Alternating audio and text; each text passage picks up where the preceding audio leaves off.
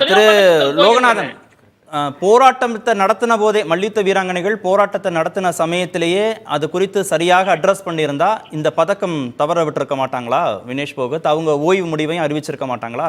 தடுத்திருக்க முடியுமா அது ரெண்டையுமே? இப்போ இந்த பாரிஸ் ஒலிம்பிக் கேம்ஸ்ல இவங்க நாடே எதிர்பார்த்துட்டு இருந்தோம். இந்த மேட்ச் அதாவது ஃபைனல்ஸ் விளையாண்டு அவங்க மூலியமா ரெஸ்லிங்ல தங்கப்பதக்கம் பெறுவாங்க அப்படின்னு நம்ம நாடே எதிர்பார்த்துக்கின்றது காத்திருக்கிற நேரத்துல இப்ப அவங்களுடைய வெயிட் ஒரு 100 கிராம் அதிகமா போனதுனால டிஸ்குவாலிஃபை ஆகினதே ஒரு மிகப்பெரிய ஒரு வருத்தமான செயல். அதையும் தாண்டி அவங்க இந்த இனி வரக்கூடிய எந்த ஒரு மல்யுத்த போட்டியிலையும் நான் விளையாட போறதில்ல, நான் ரிட்டையர்மெண்ட் வெளியில போறேன், ஏன்னா இதுக்கு மேல என்னால ஃபுல் எஃபர்ட் நான் கொடுத்துட்டேன், ஆனா இதுக்கு மேல என்னால கொடுக்க முடியாது அப்படின்னு சொல்லிட்டு அவங்க வெளியில போனது ஒரு மிகப்பெரிய மனவேதனை. அது ரெஸ்லிங்ன்றதை தாண்டி இந்தியா 140 கோடி மக்கள் தொகை கொண்ட நம்ம இந்தியா எல்லாத்துக்குமே அது ஒரு மனவேதனையா தான் இருக்கு.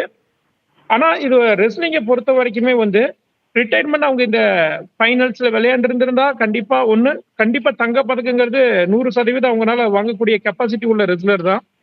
ஆனா அப்படி இருக்கக்கூடிய ஒரு சூழ்நிலையில இவங்க அந்த வெயிட்டே போட முடியல அப்படின்ற ரொம்ப மன உளைச்சல்ல இருந்து இப்போ ரிட்டையர்மெண்ட் அறிவிச்சிருக்காங்க.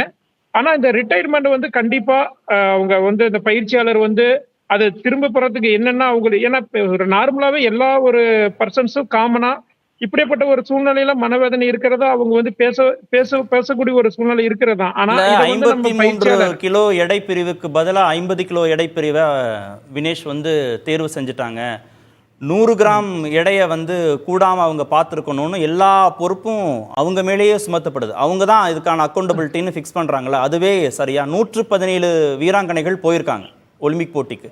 ஆனா 2 ஊட்டச்சத்து நிபுணர்கள் மட்டும்தான் கூட இருக்கிறாங்க அப்படின்னும் செய்திகள் வருது.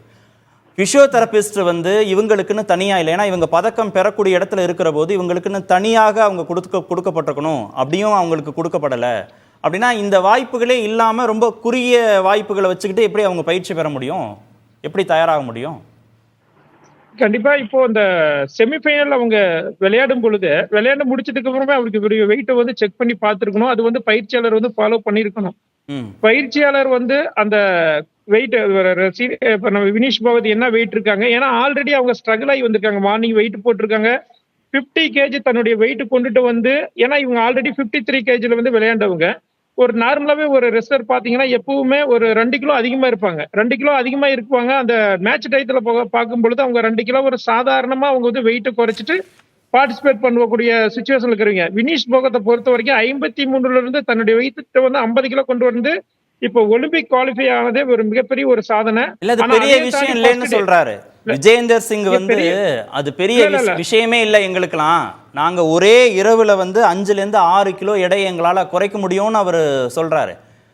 எங்களுக்கு தெரியும் எந்த உணவு எடுத்தா எடை கூடும், எந்த உணவு எடுத்தா எடை குறையும்ன்றது எங்களுக்கு தெரியும். ஒரு இரவுல 5ல இருந்து 6 கிலோ எடையை குறைக்க முடியும் அப்படின்னு அவர் சொல்றாரு.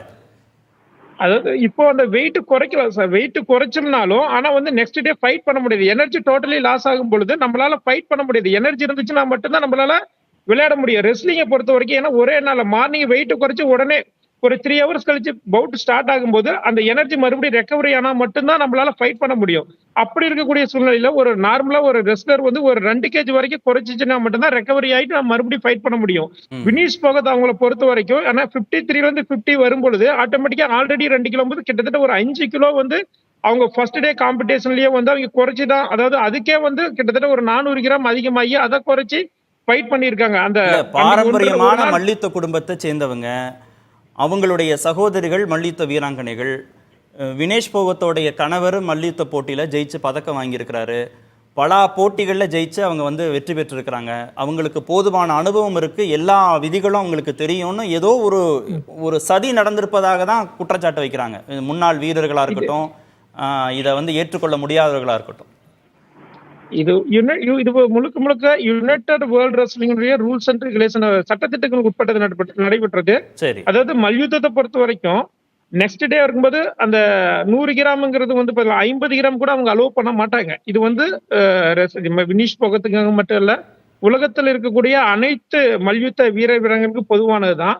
ஆனா வினீஷ் போகத் அன்னைக்கு அந்த ஈவினிங் செமிஃபைனல் முடிச்சதுக்கு அப்புறமா அந்த பயிற்சியாளர் பிளஸ் அந்த நியூட்ரிஷனை கன்சல்ட் பண்ணிட்டு இவங்க இப்ப ஆல்ரெடி வந்து இந்த வெயிட் அவங்க குறைக்க வேண்டிய ஒரு ஸ்ட்ரகிள் இருக்காங்க. இப்ப பிரசன்ட் மேட்ச் விளையாண்டதுக்கு அப்புறமா வந்து இவங்களுடைய வெயிட் இன்க்ரீஸ் ஆயிருக்குது. இன்க்ரீஸ் ஆகாம நம்ம எந்த ஃபுட் குடுத்தா நம்ம வந்து அந்த வெயிட்ட வந்து மெயின்டெயின் பண்ண முடியும்ன்ட்டு பயிற்சியாளர் வந்து நியூட்ரிஷன் இவங்க 2 பேரும் கன்சல்ட் பண்ணிட்டு ஃபுட் அதுக்கு தகுந்த மாதிரி குடுத்திருந்தாங்கனாக்கா, கண்டிப்பா அவங்களால நெக்ஸ்ட் டே அவங்க வந்து பார்ட்டிசிபேட் பண்ணி சரி. நம்மளுக்கு இந்தியாவுக்கு பேசு. கண்டிப்பா தங்கப் இடைவெளி பதக்கம் வாங்கக்கூடிய பிறகு வாய்ப்பு இருக்கு.